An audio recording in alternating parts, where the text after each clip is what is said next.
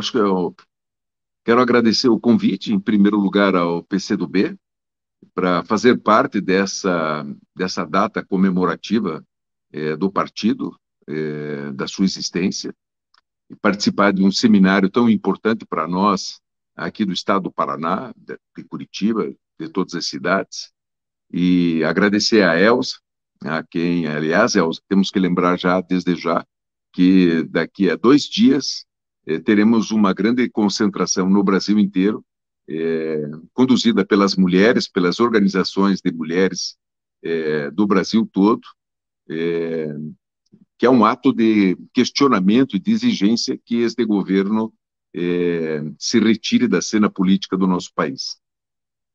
Dia 4 é o dia de uma luta contra o governo Bolsonaro, conduzido pelas mulheres das mais diversas organizações populares, partidos, sindicatos, frentes feministas, enfim.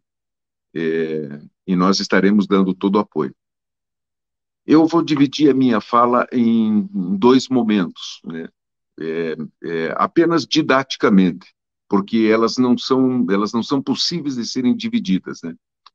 Um pouco da conjuntura, um pouco daquilo que está em volta, daquilo que está além da nossa percepção imediata, do nosso presente, do momento, às vezes, do tempo histórico e do espaço, né?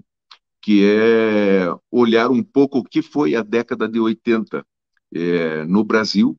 É, Vamos circunscrever um pouco com o Brasil, trazendo algumas informações, para a gente poder ter assim um olhar com um pouquinho mais de acuidade sobre o que estava acontecendo aqui em Curitiba e o quanto nós estávamos em comunhão com o espírito do que estava acontecendo na década de 80. Então, todos nós sabemos que esse é um período da vida nacional que o nosso país transitava de uma luta política que já começava já há algum tempo, né, no ano de 74, o ano de 73, 74, do ponto de vista de eleições, o MDB já dava sinais de ser um espaço político da sociedade, de se colocar contra o regime militar.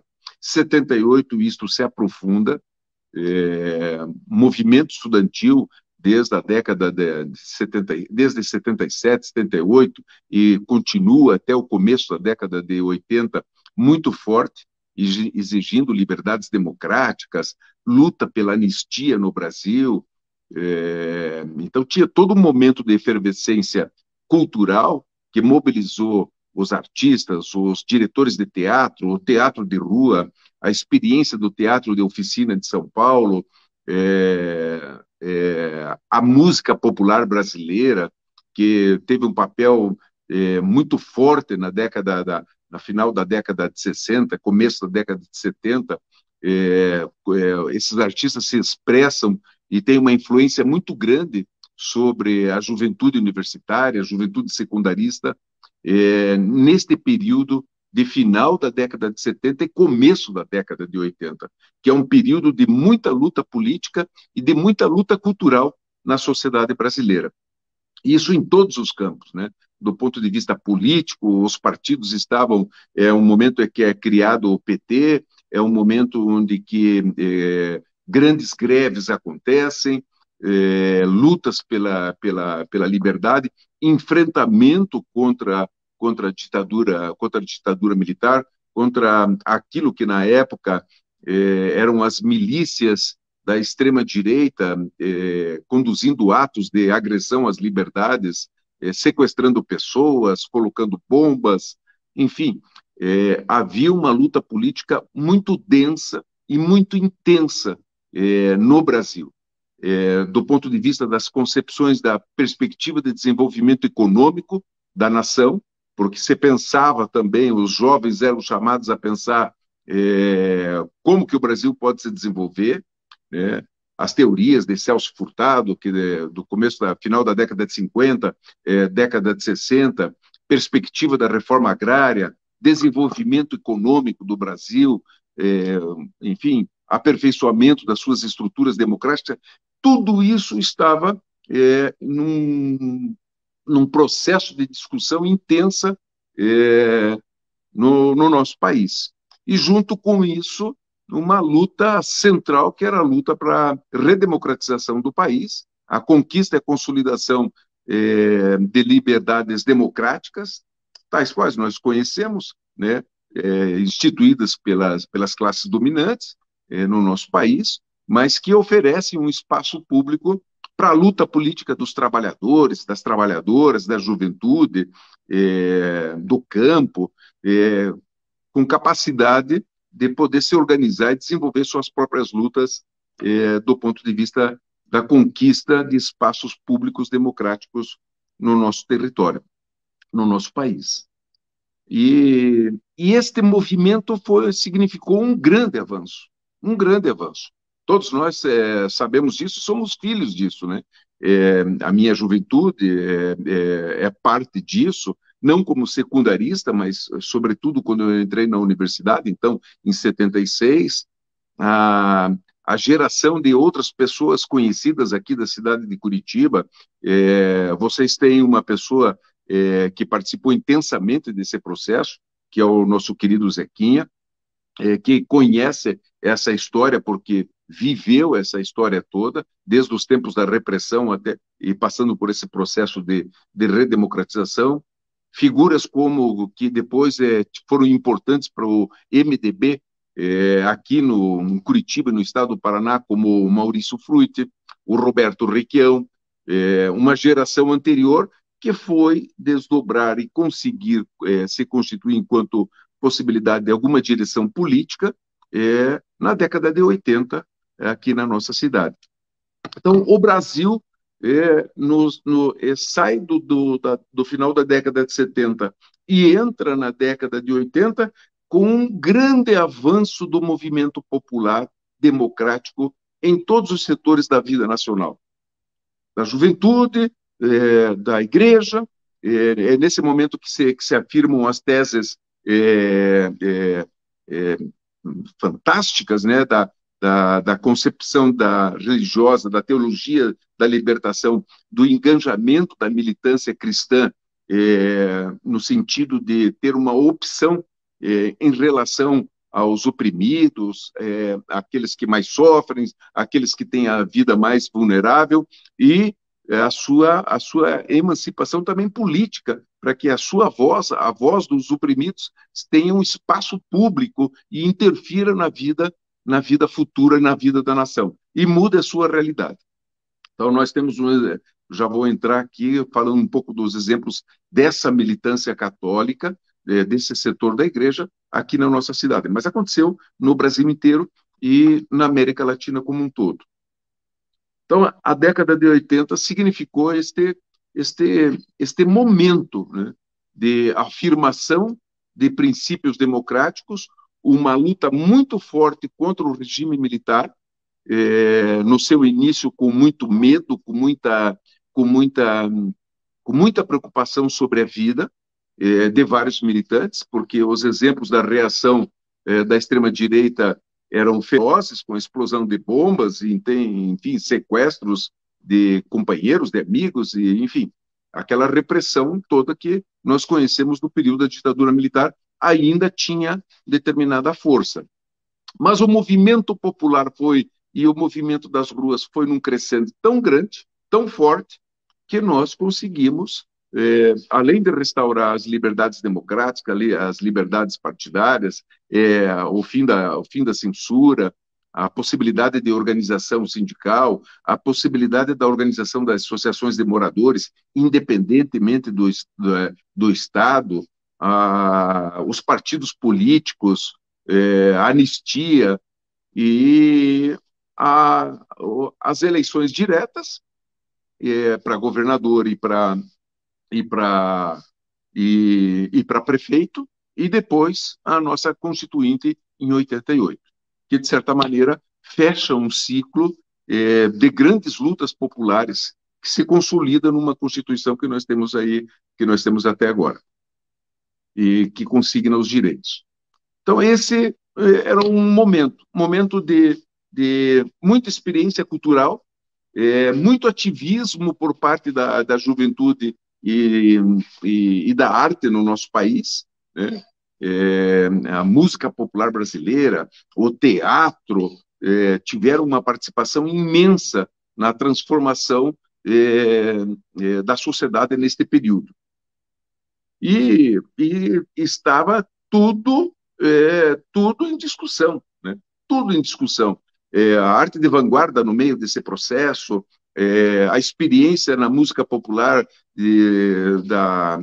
do rock and roll, é, o movimento tropicalista que tinha acontecido num período antes ainda se fazia presente, enfim, e as discussões intensas com as vertentes da cultura popular, a afirmação e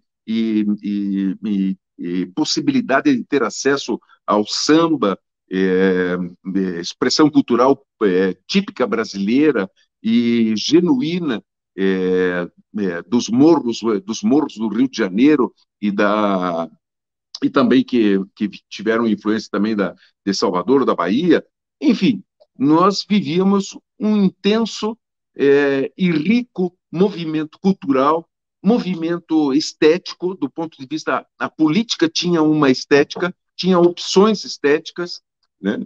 É, e do ponto de vista econômico, também um grande debate em setores empresariais do nosso país. Setores empresariais importantes, com força industrial, com força no mercado capitalista, se colocando com perspectiva de afirmar uma perspectiva nacional, de desenvolvimento da indústria nacional, em contraponto àquela outra corrente que achava que o Brasil, e acha até hoje, e que é uma corrente, de certa maneira, vencedora hoje, de que o Brasil não terá possibilidade de se desenvolver industrialmente e de que terá que ser sempre uma subsidiária do capitalismo avançado, sobretudo dos americanos.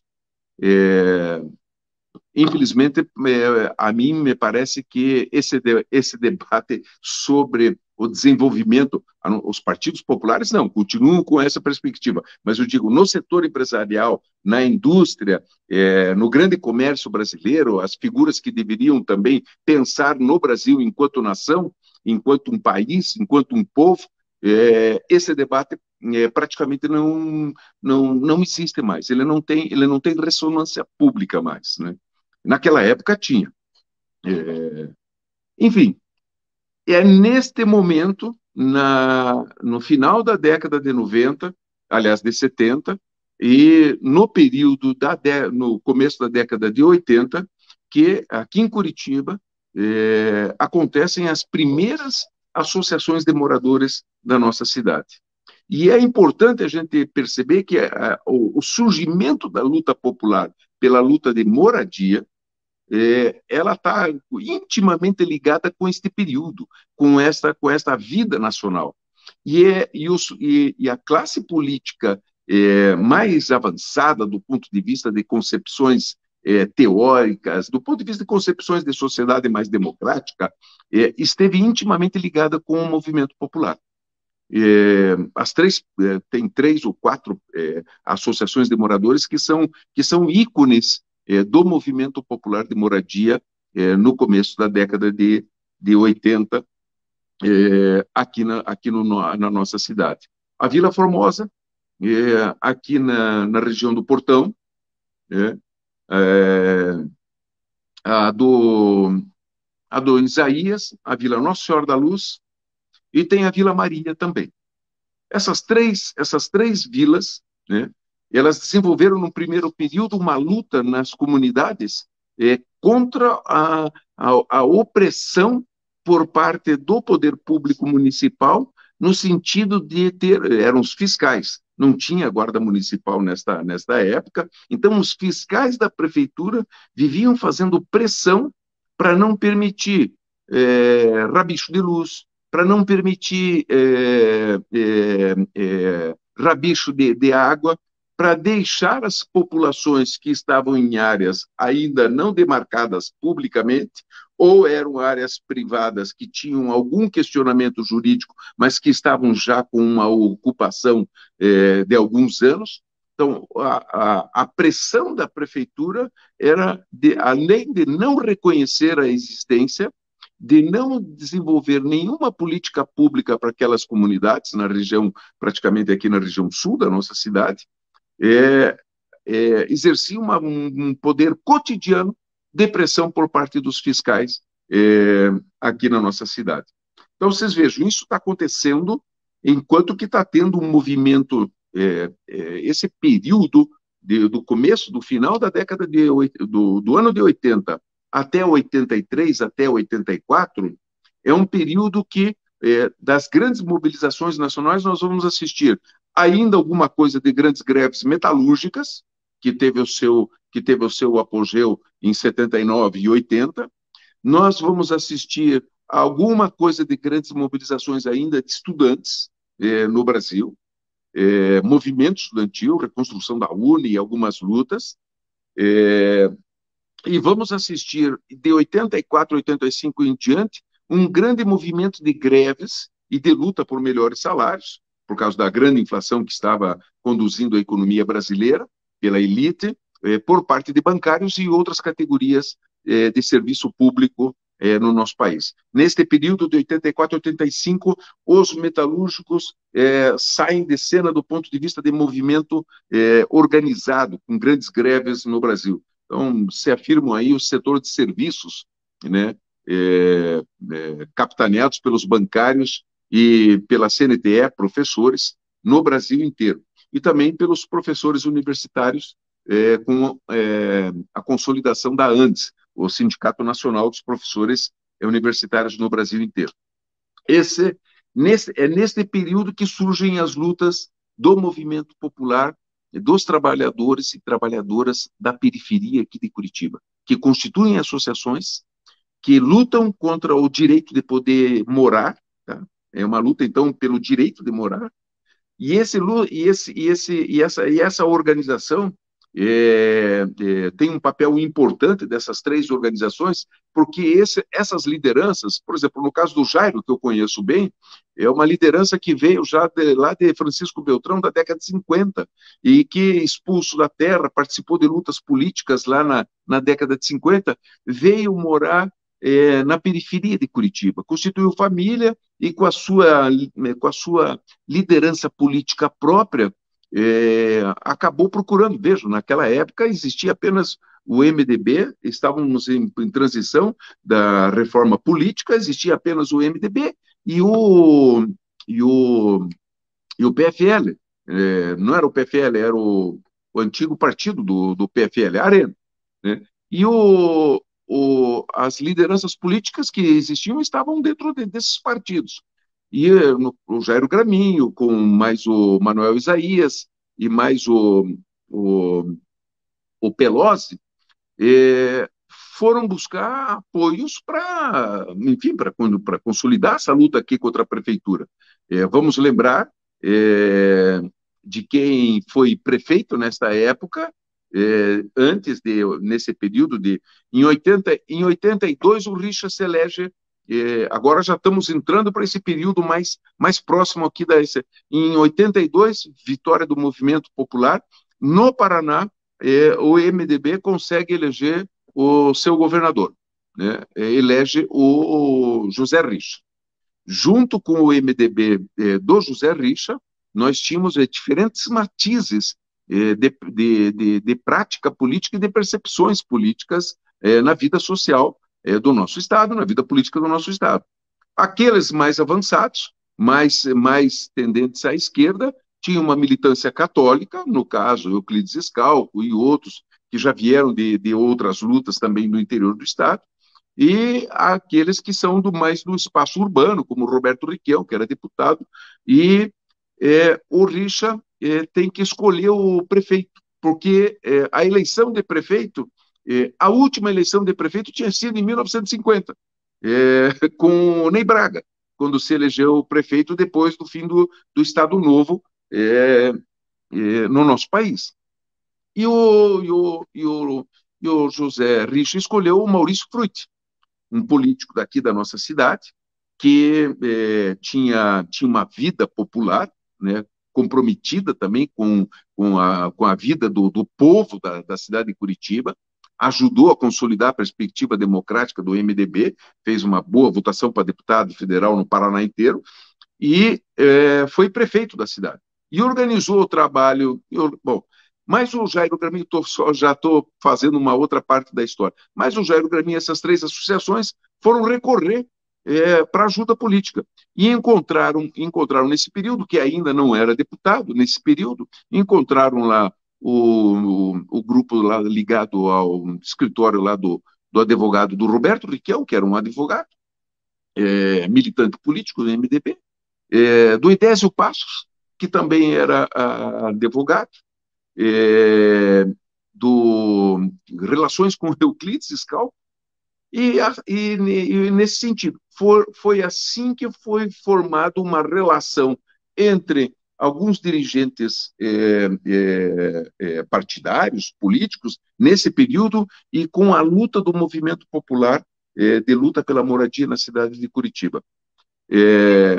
Essas associações cresceram, foi feita uma organização, começou uma luta pelas liberdades e de que as associações deveriam ter o direito de se constituir enquanto uma associação autônoma, não vinculada ao Estado, quer dizer, autonomia e reconhecimento das associações de moradores como agentes institucionalizados políticos e de direito da expressão popular de bairro da nossa cidade. Então, essa foi a grande luta neste período, né? Se consolidou também nesse período as lutas gerais, a luta pela anistia e a luta contra a caristia, que era muito grande, aconteceram diversas caminhadas, passeatas contra a caristia, unindo mulheres, unindo jovens da periferia, e as associações foram crescendo na organização. A primeira parte dessas organizações, aí começaram a crescer diversas organizações de associações de moradores em diversas regiões da cidade, mas fundamentalmente em direção à região sul, e também por que da região sul? Tem a ver com o que o Elton falou da Geada Negra, que uma década antes o Paraná sofreu uma grande geada que matou praticamente uma das grandes fontes de trabalho e de riqueza do estado do Paraná, que era o café. E essa geada atingiu a raiz enfim, das plantas, e os cafezais foram praticamente dizimados. No norte pioneiro, em todas as regiões aqui do nosso estado. Isso trouxe um desemprego muito grande no campo, nas cidades pequenas. E havia esse momento de... O que aconteceu? Houve um processo de imigração, de busca de uma vida melhor do interior, do campo, para a cidade. E a cidade, qual era a grande cidade? Londrina foi um dos pontos de atração, que deu origem a uma região, um bairro muito grande lá, chamado Cinco Conjuntos. E em Curitiba, este processo migratório se consolidou na região sul. A região sul de Curitiba estava prevista no plano diretor da cidade como uma região cortada pela BR, uma estrutural, que não fosse por ali o desenvolvimento da cidade. Porque exatamente tinha uma BR que era uma estrutural que dividia a cidade no meio, uma via super expressa, ligando outras cidades. Então, isso do ponto de vista urbanístico não era recomendado, e a região tinha também temos que lembrar do Rio Iguaçu, tem uma região de toda a bacia, uma região onde que tem muita terra, muita umidade, muito pantanosa. Então, neste período, na cidade, esta região ainda tinha grandes áreas, como a área ainda toda, praticamente, do Pinheirinho, a área toda ali da região, o pequeno núcleo que tinha era na Vila São Pedro, ali no final do Pinheirinho, e toda a região aqui do Boqueirão, Vila Auer para baixo, também era praticamente, era tudo terra. Sem falar da região lá do Chapinhal, lá do Tatuquara, que estava praticamente tudo aberto. Então, as populações que vieram, que foram nesse processo migrante, foram encontrando nessas regiões espaços vazios, espaços que alguns deles eram terras de particulares, que acabaram sendo ocupados por uma pressão social econômica que existia muito forte naquele momento, e também terras que muitas vezes estavam em litígio, que tinham sido ocupadas por, por particulares, mas num processo de ocupação para exploração do desenvolvimento da renda da terra, e não para moradia. Então, tinha grandes grupos econômicos que estavam reivindicando a posse daquela terra. Um dos casos mais célebres desses é da, da família Sechete, aqui nessa região aqui da Vila Formosa, no Novo Mundo, né? Então, sempre uma grande questionamento, e eu acho que juridicamente ainda não foi solucionado. Do ponto de vista da posse legal, já foi solucionado há muito tempo, né? Mas essa era uma situação de Curitiba. E neste processo, ao mesmo tempo da luta popular pela moradia, se consolidou a organização do movimento popular. Então, as associações tiveram o cuidado, as lideranças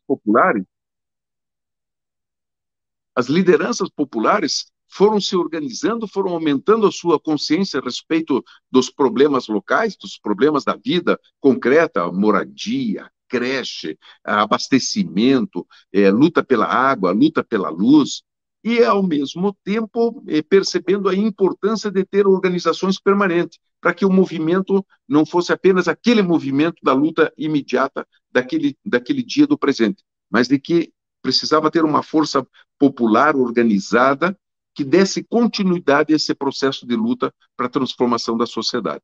Então, e isso foi um avanço muito grande. As organizações e as associações montaram um conselho com 3 ou 4 representantes de cada associação. Este conselho se reunia mensalmente, fazia documentos, né? Esse conselho já tinha tirado um documento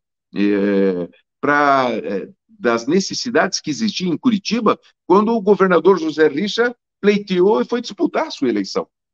Isso em 85, quando teve a eleição, quando o Maurício Frutti assumiu, foi indicado, ele teve já também um compromisso, já teve um compromisso com a organização dos bairros da cidade de Curitiba. Então, o Richa já teve um posicionamento e teve que desenvolver políticas no sentido, do ponto de vista do Estado, de melhorar as condições de vida das cidades do nosso Estado, na luta popular pela moradia, pelo direito de morar, e o prefeito também aqui, o indicado também, esse compromisso. Basicamente, se nós formos olhar o compromisso feito pelo movimento popular, que apresentou numa reunião com a presença do candidato José Richa, e depois com o do Maurício Frutti, nós vamos ver que as políticas públicas que o governo do Maurício, naquele momento, desenvolveu nos bairros da cidade, que estavam todas colocadas nesse documento organizado pelo movimento popular. Então, olha o salto de qualidade que o movimento popular teve, né, rapidamente, em questão de 10 anos, de, ao mesmo tempo, pensar a cidade, ponto de vista do transporte, luz, água, creche, escola, áreas de lazer, abastecimento, enfim, um conjunto de reivindicações já estavam presentes nessa época. Então, é nesta época que, logo depois, nós vamos ter uma luta muito forte na cidade entre o grupo que governou praticamente a cidade desde 1950 e antes de 50 também, que foi a representação da elite do nosso Estado. Só teve essa interrupção na indicação do Maurício Frutti, mas a primeira eleição de um prefeito comprometido com as lutas populares da cidade se dá na eleição do Requião contra o Jaime Lerner. O Jaime já tinha sido prefeito em 75, indicado, e concorreu à eleição na sucessão do Maurício Fruit, que foi a primeira eleição democrática na década de 80 na cidade de Curitiba. Aí nós vamos encontrar um movimento de ascenso dos movimentos populares. Veja, o Requião vai disputar a eleição em 85. Em 88 nós vamos fazer a Constituinte. Nós ainda estávamos no movimento de ascenso das lutas populares, das lutas de greve, da organização da CUT, diversos sindicatos se manifestando, luta política na sociedade, transformação muito grande. O governo aqui era um governo progressista do José Richa, e o Requião disputa com o Jaime Lerner. É nesse período que o Requião ganha a eleição e começa, a partir da gestão, dar um aprofundamento na concepção de cidade, do ponto de vista de desenvolvimento, de que a cidade devia ter um desenvolvimento policêntrico, enfim, integrando a cidade num grande circuito de desenvolvimento econômico, de vida social, há uma política voltada para as necessidades humânicas básicas, né? As creches que foram construídas, os postos de saúde que foram construídos, enfim, há toda uma política voltada para a maioria da população que vive nos bairros, né? A classe média autossuficiente, que pode pagar com seus recursos, e a classe rica, a elite rica, né, é constituída uma minoria na cidade perto da grande população. E durante muitos anos a cidade viveu pensando no seu centro urbano mais de classe média, de sua vida política e social, mais de classe média e da classe rica, né? Então, os grandes bairros eram completamente esquecidos, né? E o governo do Requião teve uma marca muito forte nesse sentido, né, do ponto de vista de investimento pesado, com várias políticas, né? Nós do PT tivemos um papel, disputamos a eleição com o Requião naquele período, o nosso candidato foi o Edésio Passo, nós estávamos construindo o Partido dos Trabalhadores no Brasil inteiro, e um companheiro que trabalhou muito com o Requião, vários, né, mas trabalhou muito nesse período com o Requião, veio para o PT, exatamente por ter feito um dos planos fundamentais que existe até hoje para a população de bairro da nossa cidade, que foi o abastecimento. Toda uma política dos armazéns de família, hoje chamado armazém de família, naquela época o Jorge Samek era diretor, era agricultor, ligado a agricultor, não, engenheiro agrônomo, né? Junto com outros agrônomos que já estavam trabalhando no governo do Rich, tinham toda uma política de favorecimento da agricultura familiar no Brasil, no estado do Paraná, enfim, de como trabalhar a terra, a preservação ambiental da terra, todas essas concepções já estavam muito presentes, né, nos técnicos da Emater, na academia aqui com o pessoal da agronomia, enfim, esta marca de 85, o governo do Requião foi uma marca de avanço, de consolidar. Consolidar o quê? Consolidar a vida urbana nas áreas praticamente que estavam ocupadas, que nesse período foi um movimento de avanço, diversas áreas, né? Mas essas áreas estavam ainda sem nenhuma infraestrutura. Então, a gestão do Roberto foi uma gestão que consolidou infraestrutura urbana, né? Então, neste período de 85 até 88, 89, né? Quando aí depois tem a outra eleição de 90, que disputa de novo, disputa de novo pelo Jaime Lerner, mas contra o Maurício Fruit, que desta vez era candidato à eleição, apoiado por uma administração progressista do Requião. Isto início da década de 90. É quando eu entro na Câmara de Vereadores. Então, neste período, no final da década de 80 para a década de 90, os problemas de moradia estavam se agravando, do ponto de vista de falta de política de moradia. O Jaime Lerner a direita, o pessoal, enfim, é, qualquer coisa para ganhar a eleição. Ele fez a campanha dos 12 dias. Eles tinham 3 candidatos que retiraram, o Maurício estava bem na frente, tiraram dos 3 candidatos e em 12 dias colocaram o Jaime como candidato a prefeito. E teve um dos fatores para o Jaime Lerner e o Rafael Greca, atual prefeito hoje da cidade, foi no período da televisão e distribuiu em todos os bairros, em todos os terminais de ônibus, uma carta compromisso do Jaime Lerner com o povo da cidade. É, um lote para cada família. Um lote para cada família.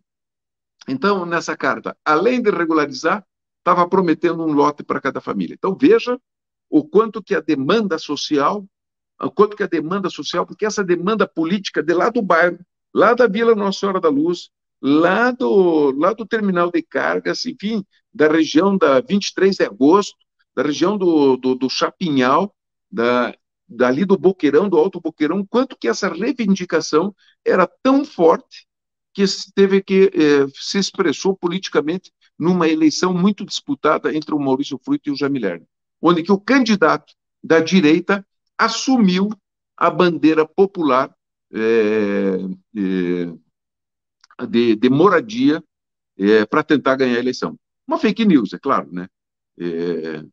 O Jaime ganha a eleição do Maurício, e é claro que a promessa de um lote para cada família virou apenas promessa. O Jaime assume, o movimento popular e as dificuldades da periferia são imensas. Aqui na região sul da nossa cidade, nós tínhamos uma força muito grande desde o final da década de 70 e o período da década de 80 inteiro das comunidades eclesiais de base, os freis, os padres, as freiras, a irmã Araújo, uma militância intensa, né? Estavam percebendo o drama que estava da moradia. Então, começa a haver um envolvimento, nesse período já tem um envolvimento das comunidades eclesiais de básica muito ligadas com as lutas sociais pela moradia, pela creche, pelo posto de saúde, pelo ponto de ônibus, pelo transporte coletivo, como um direito à cidade, porque em várias regiões os empresários da linha de transporte coletivo não colocavam para as populações mais carentes e mais distantes em áreas de ocupação e etc. As pessoas tinham que andar 2, 3, 4 quilômetros a pé, em terra, para poder pegar um ônibus para vir para o centro, para se locomover, para poder trabalhar, arranjar uma fonte de renda. Então, a luta era muito intensa. E é neste período que se firma uma luta política. Neste período, o movimento de luta política do movimento popular já tinha uma expressão muito grande. Já tinha uma organização chamada União Geral de Bairros, que é anterior ao governo do Requião, né? E ela se firma durante daí o governo do Requião. Tem uma outra organização meio mais ou menos assim ligada aos interesses do Estado, sempre envolvida com a administração pública, né? Pessoal lá da federação, mas quem teve papel atuante, como Zé Gomes, Pelosi, Manuel Isaías, que foi o primeiro presidente do Partido dos Trabalhadores, negro, de lá do Barigui, depois da Vila Nossa Senhora da Luz, do Barbosa, enfim, de um conjunto de lideranças populares, eles estavam todos representados na União Geral de Bairros. Mas no final da década de 80 explode a luta política também no Sul, na região Sul, aonde o papel da Igreja Católica, das comunidades eclesiais de base, teve um papel decisivo na resistência contra a polícia e para a manutenção da moradia. É desse período que sai as moradias chamadas as moradias do Chapinhal, que fazem uma luta política grande no primeiro ano já do governo do Jaime Lerner, exigindo o cumprimento daquilo que a prefeitura prometia e luta política. E o Jaime não recebendo. O presidente da Coab não recebendo. Não tinha na Coab, que é a Companhia de Habitação é, é, de Curitiba e região metropolitana, não tinha uma linha de financiamento para quem ganhasse 3 salários mínimos. 5 salários mínimos na época. Então, havia um direcionamento, vamos dizer assim, a Coab vai existir para quem comprovar renda acima de um determinado patamar, e vamos dizer assim, e que no capitalismo já esteja estabelecido. Vai poder pagar o financiamento que o banco quer como garantia de que esse empréstimo vai ser saudável. Era assim que funcionava. Aliás, funciona até hoje, né? Então, e aí a União Geral de Bairros acaba fazendo, nesse período aí, uma grande luta política, porque o Jaime, não atendendo, fez um estelionato eleitoral, que a gente chama de estelionato eleitoral, mas não é uma grande fake news, que iludiu parcelas da população, colocaram muito dinheiro na campanha para derrotar o Fruit naquela eleição, ganham a eleição e não querem cumprir com nada do seu compromisso com o movimento popular. E numa extensão de área da ferrovia abandonada, que corta por quase 17 quilômetros aqui, uma parte do centro da cidade, até lá, a região do Pinheirinho, lá da SIC, da cidade industrial, onde que hoje está um grande conglomerado urbano, as margens dessa ferrovia, o Jaime estava vendendo para empresas. O Bamerindos comprou um lote, o Lembrasul, que é um outro conglomerado de abastecimento, supermercados, essas coisas, tinham comprado um outro lote de terra.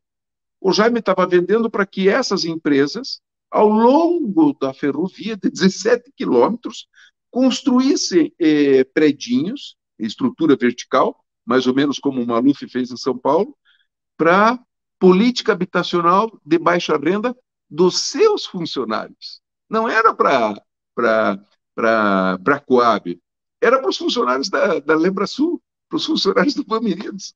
Então, quando o movimento popular descobre este projeto de moradia que o prefeito fez, e 2 anos antes tinha dito e disputado uma eleição calorosa, com compromisso popular, não teve dúvida. Áreas do Chapinhal e da região sul foram ocupadas pelo movimento popular, e aí o conflito com a polícia, com detentores dos terrenos, essas coisas aconteceu, mas a força do movimento aconteceu, e a Ferrovila, no dia 7 de setembro, se eu não me engano, em 91, no dia 7 de setembro, eu era vereador, tinha sido eleito em 89, e foi ocupada a Ferrovila nessas 17 áreas. E mais 2 grandes áreas fora da Ferrovila. Uma lá na cidade industrial, uma área grande, e outra aqui perto, às margens da Venceslau Brás, que é uma área já mais integrada aqui perto do centro da cidade, mas uma área grande também. E tem mais uma outra área que não era exatamente do trilho, que também foi ocupada. Foram 3.500 famílias cadastradas pela Coab depois, porque nós fizemos um movimento político, a União Geral, o Chapinhal também fez, mas eram organizações diferentes, porque a Ferrovila estava sob a liderança do Jairo Graminho e de diversos dirigentes, né, populares.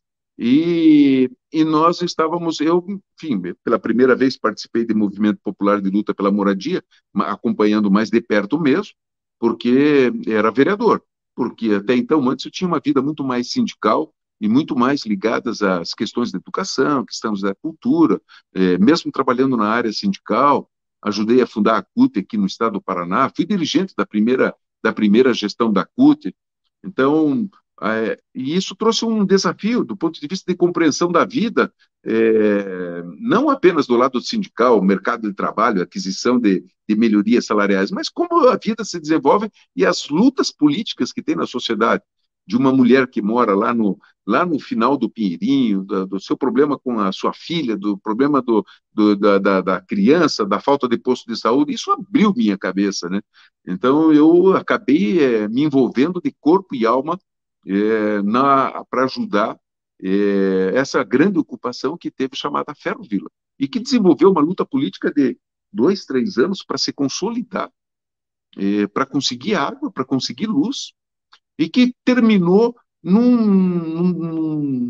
fruto de uma luta política, terminou numa grande vitória do movimento popular. O Jaime chegou, o Jaime era o prefeito, e nós temos um filme disso. Tem um filme que conta toda a história da Ferrovila e conta a história também das reuniões que foram feitas dos dirigentes da União Geral de Bairros com o prefeito Jaime Lerner na época. E ele, é, é, ele se comprometeu a arranjar uma área para que os ocupantes da Ferrovila saíssem da Ferrovila. Ele queria continuar com o projeto lá de passar para setores médios de classe C, funcionários das empresas. Pois bem, nós dissemos o seguinte: não, apresenta a área, apresenta a área, apresenta a área. As lideranças foram dizendo isso. Aí passou um tempo, não sei o quê, ele chamou uma reunião, foi lá na Coab, tá, e o filme mostra tudo isso. Está o presidente da Câmara, está o presidente da Coab, está o vice-governador, aliás, está o vice-prefeito, Olga Citúlio, todas as lideranças, né? E ele diz: olha, eu não vou poder apresentar a área aqui, mas é uma boa área, um movimento popular, não sei o que e tal, vocês, mas eu vou querer o compromisso que vocês desocupem a Ferrovia. Aí a negociação caminhou, foram feitas assembleias em todas as áreas da Ferrovia, com exceção talvez de uma, mas das 17, todas disseram que não queriam sair, não queriam trocar, sem saber onde era. Mas a administração do prefeito garantia que ia ter acesso ao ônibus, seriam asfaltadas as ruas, era um grande loteamento, essas coisas todas. Bom, a conversa foi dito pro prefeito que não ia sair. Aí o prefeito, no final das contas, cedeu e disse assim: olha, pelo menos eu quero 4 áreas. Das 17, ele deixou para 4. Quais são essas 4? Onde está o shopping total, o shopping Palladium hoje. Ali onde está o shopping Palladium, tinham 4 áreas, né? Ainda tem, que depois continuam lá, mas tinham 4 áreas que eram áreas de ocupação. E que dá margem ali com a República Argentina, né? E com a Rápida. Então, o movimento fez assembleias. Nesse período, o Jaime já tinha, então, dito qual seria a área, que é o Bairro Novo, e que no Bairro Novo, que era uma área de plantadores de grama, ele desapropriou aquilo, conseguiu um financiamento externo, desapropriou, o dinheiro já estava na conta da prefeitura, para ele comprar a terra e fazer um grande loteamento para 60 mil pessoas, 60 mil moradias no Bairro Novo. Então, o movimento popular fez uma grande reunião, fizeram várias assembleias, tudo isso tem em filme, é que está em filme em máquina, eles vão digitalizar isso e passar hoje para esses mecanismos mais fáceis de serem veiculados, né? Mas tem todas as manifestações na frente da prefeitura, tem todas as manifestações na Boca Maldita, tem as falas de todas as grandes lideranças, das mulheres que participaram ativamente desse processo, a Baiana, a Chica, a Simone, foram todas lideranças que ajudaram a conduzir esse processo, e a grande conquista que foi a Constituição do Bairro Novo, um grande loteamento de moradia popular que há muitos anos não tinha com aquela envergadura na cidade de Curitiba. Como uma política, porque todos que estão lá no Bairro Novo adquiriram o lote facilitado pela prefeitura. E a urbanização que teve logo em seguida. E uma área super boa, porque era uma área de grama. Nós visitamos enquanto era grama, porque o Jaime e a administração da prefeitura fez uma visita na área que seria desapropriada. Então, tem as fotografias de liderança do movimento popular visitando a área lá, o Jairo Graminho, o Zé, o Davi, enfim, todas essas lideranças todas estiveram lá. Hoje, então, nós vamos pular um bom tempo, porque depois da administração do Requião, nós temos o Jaime Lerner, e depois do Jaime Lerner, nós temos uma sucessão de prefeitos comprometidos muito mais com as elites do que com o movimento popular. Então, não há grandes conquistas do ponto de vista de política pública da prefeitura nesse período. Quando eu fui candidato em 2000, então você veja, em 91, 92 e 93, nós tivemos este grande processo de luta popular de constituição ali do Bairro Novo. O Jaime era o prefeito. Em 96, eu era deputado estadual e fui candidato. Quem ganhou a eleição naquele período foi o Rafael Greca. O Rafael Greca não fez absolutamente nada do ponto de vista de estrutura, de como mudar a cidade para a vida melhorar na periferia da nossa cidade. Depois do, do, do Rafael Greca, nesse período, o Jaime Lerner já era governador, então nós vamos falar em 2000, o Jaime colocou como candidato o Cássio Taniguchi, que era um burocrata, um planejador, um homem que conhece como montar uma rua, como montar mas é um planejador. Não tem empatia nenhuma com a vida da cidade de Curitiba. Era uma excrescência, era um homem de negócio, como muitos não era nada novo do que acontece no nosso país. E, novamente, estava lá já há 10 anos, com exceção do Jaime do Bairro Novo, já estavam há 10 anos, mais de 10 anos, nenhuma política popular. E não é só a questão da moradia, mas é uma atenção à vida no bairro. Porque quem conhece a vida das pessoas sabe que a grande maioria das pessoas está fadada, dos homens e das mulheres, está fadada a pegar um ônibus lotado de manhã, cedo, 6 horas da manhã, 5:30 da manhã, voltar para casa às 7 horas, extenuado de um trabalho que é cruel, que dá uma renda depois de 30 dias sequer para manter a vida da família. Então, a grande maioria das famílias não tem espaço de lazer, não tem espaço de distração, não tem tempo para poder usufruir da vida familiar. E o seu espaço urbano é um espaço completamente que não diz quase nada para as pessoas, porque não há vivência, não há espaço de convivência.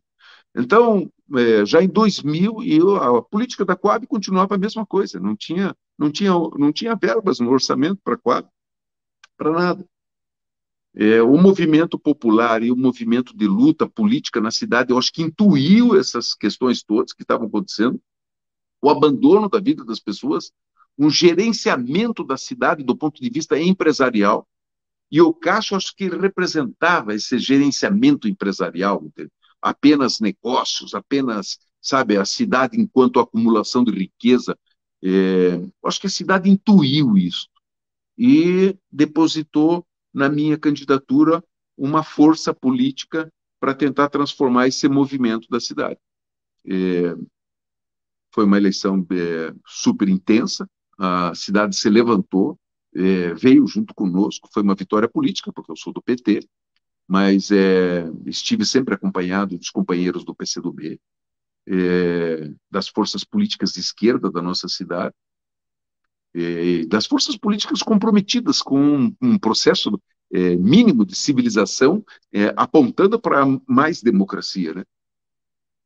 Enfim, hoje, nos dias de hoje, amanhã vai ter uma manifestação no Tribunal de Justiça, na frente do Tribunal de Justiça, porque na noite de ontem, ou antes de ontem, novamente a Polícia Militar invade uma área de ocupação e estabelece o que está sendo o comprometimento de padrão da área de segurança do Estado para se relacionar com as áreas de conflito social na nossa cidade, que são áreas ocupadas, onde que as pessoas com renda baixa, com dificuldade, com desemprego, estão tentando sobreviver.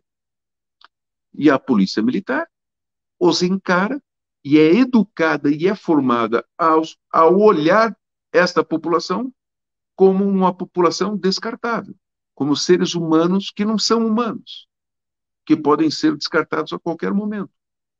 Olham os jovens como apenas proto-bandidos, qualquer um. Não, lá nas ocupações, os policiais, quando param o carro e descem os caras armados do carro, eles não pedem o teu documento.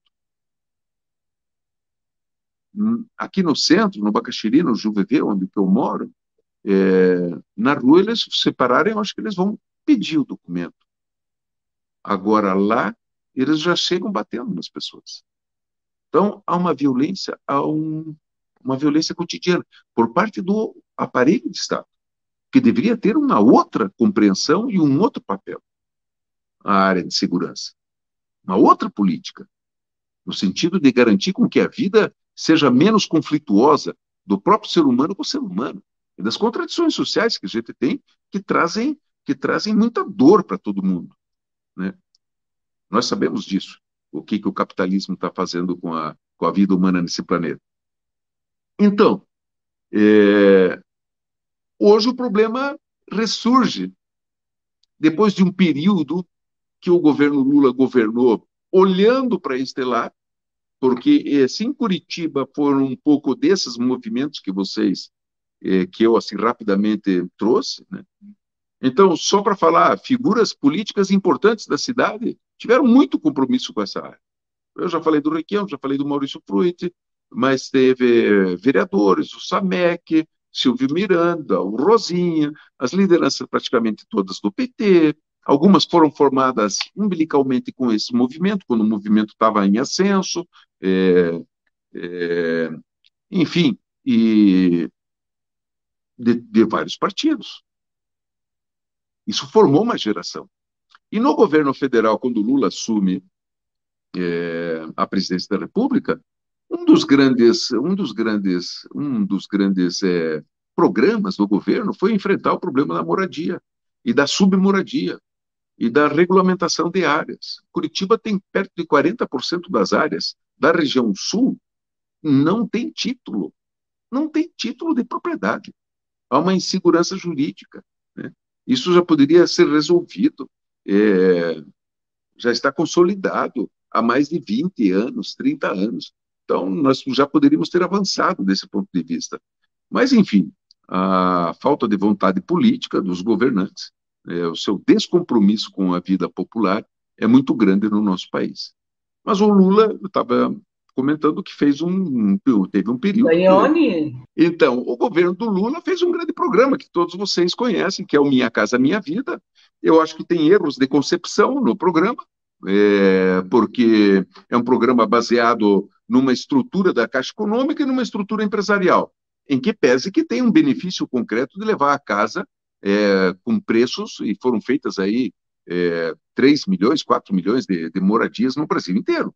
É um sucesso. Mas do ponto de vista de concepção, de envolvimento da comunidade, da sociedade e da sua apropriação da conquista da casa própria como uma política de um governo marcadamente com interesse democrático e popular, essa distinção não ficou. E quando não fica essa distinção, é, é muito ruim isso, né? As pessoas acham que isso é como tudo na vida do capitalismo, acham que as coisas caem do céu, que elas brotam, que elas não foram produzidas por alguém, que elas não foram construídas por alguém, e tem alguém que está se apropriando das coisas. Então, a política de moradia do Minha Casa Minha Vida, com certeza vive um pouco na memória do povo é, mais explorado do nosso país, né? Mas não foi apropriado. Eu acho que houve um erro de concepção desse ponto de vista. Enfim, Eram essas as contribuições que eu queria trazer por esse momento rico que nós passamos, nessa da década de 80 para cá. Voltar a afirmar que a luta política hoje ela tem uma diferença com a da década de 80, porque há uma diferença no sentido, ainda na década de 80 até 90, um determinado período, havia um avanço de movimento popular muito forte no Brasil, né? Não havia espaço na sociedade para que as pessoas, mesmo tendo sentimentos de extrema direita, vontade de xingar as pessoas, vontade de agredir, dizer que sindicato não presta, que as pessoas são comunistas, que devem sair do Brasil, mesmo que isso já estivesse dentro de várias pessoas no Brasil inteiro, não havia ambiente, não havia ambiente coletivo para se colocar isso. Vamos dizer assim, o ambiente progressista pairava. Nesse último período, o ambiente progressista não paira mais, e nós temos aí um avanço e uma consolidação, não só de uma direita, mas de uma extrema direita, que os políticos e a juventude, e todos nós, devemos estar muito atentos para não permitir que isso cresça e que a gente recrie no Brasil este ambiente progressista de afirmação dos direitos que aponte para uma sociedade é, mais igual, que seja uma sociedade que não seja exploradora do homem e da mulher, enfim, uma sociedade onde as pessoas possam viver nesse planeta uma vida feliz.